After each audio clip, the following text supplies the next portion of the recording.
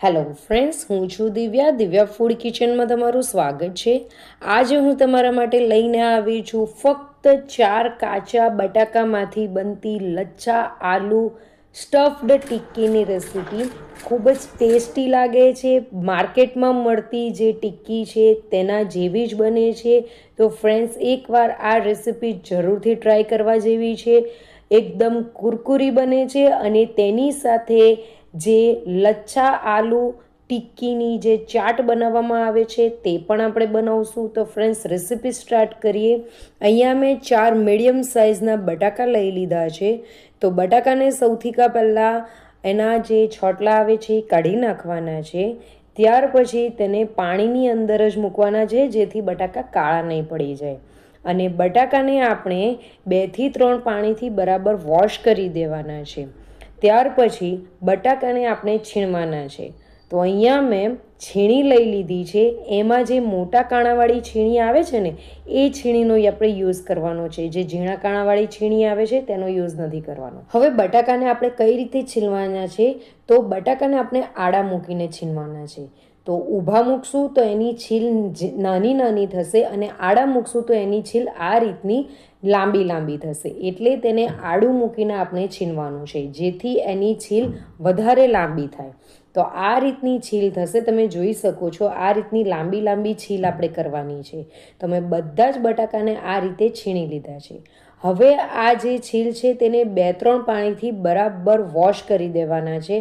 અને તેને ત્યાર સુધી વોશ કરવા જ્યાર સુધી એની અંદરનો જે સ્ટાર્ચ આવે છે એ ચાલ્યો નહીં જાય। મતલબ કે પાણી એકદમ જ આ રીતનું સાફ નહીં થઈ જાય, ક્લીન નહીં થઈ જાય। હવે તેને હમણાં સાઈડ પર મૂકીએ। હવે તેની અંદર સ્ટફિંગ કરવાનું છે। તો સ્ટફિંગ માટે અહીંયા મેં બાફેલા વટાણા લીધા છે, સૂકી દરાક લઈ લીધી છે, પનીર મેશ કરીને લઈ લીધું છે, અડધી ચમચી જેટલું મીઠું એડ કર્યું છે, 1 ચમચી ચાટ મસાલો એડ કર્યો છે, 1 ચમચી જેટલું મરીનો પાવડર એડ કર્યો છે। આ બધું જ આપણે બરાબર મિક્સ કરી દેવાનું છે। બસ સ્ટફિંગની અંદર આપણે આટલી જ વસ્તુ એડ કરવાની છે। હવે તેને આ રીતે દબાઈને આપણે બરાબર મિક્સ કરવાનું છે, જેથી વટાણા પણ થોડા મિક્સ થઈ જાય અને મેશી થઈ જાય। તો હમણાં તેને સાઈડ પર મૂકીએ। અહીંયા તપેલીની ઉપર આ રીતે ગળણી મૂકી દીધી છે અને તેની ઉપર એક કપડું મૂકી દીધું છે। તેની અંદર આપણે જે છીલ પાડી હતી એ છીલ બધી આની અંદર એડ કરી દેવાની છે। અને ત્યાર પછી તેની અંદર જેટલો પણ પાણીનો ભાગ હોય એ બધો આ રીતે નીચોવીને કાઢી નાખવાનું છે।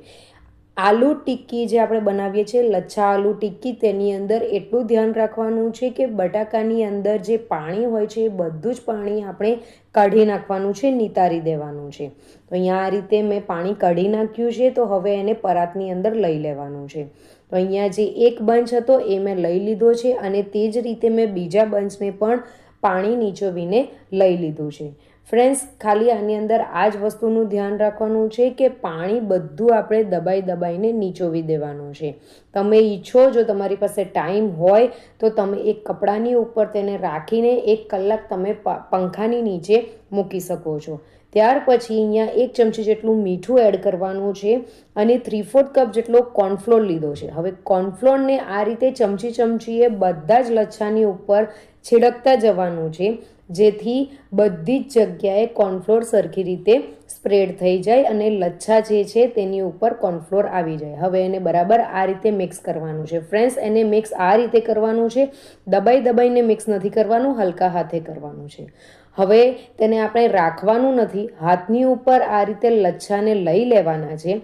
આપણે જે સ્ટફિંગ લીધું હતું તે વચ્ચે મૂકી દેવાનું છે, અને તેની ઉપર ફરીથી હવે જે લચ્છા છે એને મૂકી દેવાના છે। અને આ રીતે આપણે ટિક્કીનો શેપ આપીને આપણે આલુ ટિક્કી જે બનાવવાની છે તે રીતે તેને ગોળ રાઉન્ડ શેપ આપી દેવાનો છે। તો સ્ટાર્ટિંગમાં તમને લાગશે કે આના જે લચ્છા છે તેનાથી ટિક્કીનો શેપ નહીં આવશે, પણ જેમ તમે એને દબાવશો તેમ એમાંથી લચ્છા જે છે એ એકબીજાને ચોંટી જશે। એ જ રીતે બીજા લચ્છાને પણ મેં લઈ લીધા છે, વચ્ચે સ્ટફિંગ મૂકી દેવાનું છે, અને ઉપરથી લચ્છા જે એનેથી કવર કરી દેવાનું છે, અને દબાઈને આ રીતે ટિક્કીનો શેપ આપી દેવાનો છે। બધી જ ટિક્કી મેં અહીંયા બનાવીને રેડી કરી છે। તો હવે આ ટિક્કીને રાખવાની નથી, નહીં તો પાણી છૂટવા માંડશે। તો હવે પેણીની અંદર 4 ટેબલસ્પૂન જેટલું તેલ લઈ લેવાનું છે।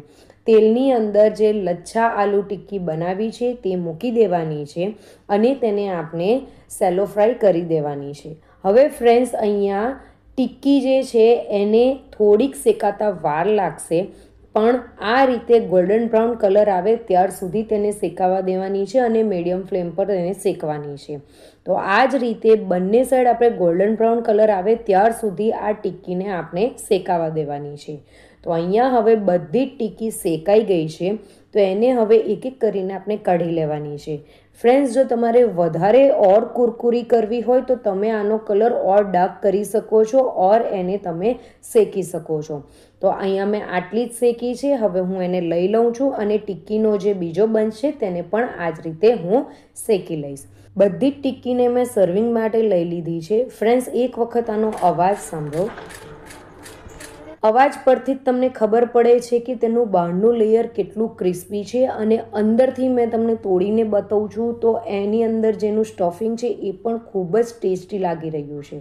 તો ફ્રેન્ડ્સ, આ ટિક્કીને તમે સોસ અને ચટણી સાથે ખાઈ શકો છો. જે કોથમીર ફુદીનાની ચટણી આવે છે તેની સાથે ખાઈ શકો છો, અથવા તો આ ટિક્કીની આ રીતે ચાટ બનાવી શકો છો. ટિક્કીને આ રીતે તોડીને આપણે સૌથી પહેલાં મૂકી દેવાની છે. ત્યાર પછી તેની ઉપર દહીં એડ કરી દેવાનું છે. તેની અંદર જે કોથમીર અને ફુદીનાની ચટણી આવે છે તે એડ કરી દેવાની છે. ઉપરથી ખજૂર આમલીનું ચટણી જે આવે છે તે એડ કરવાની છે. લાલ મરચું પાવડર એડ કરવાનું છે. ચાટ મસાલો એડ કરવાનો છે અને તેની ઉપર જે ઝીણી જે સેવ આવે છે તે એડ કરી દેવાનું છે. તો ફ્રેન્ડ્સ, તમે આ રીતે લચ્છા આલુ ટિક્કીની ચાટ બનાવીને પણ તમે ખાઈ શકો છો. ઉપરથી તમે દાડમના દાણા પણ એડ કરી શકો છો.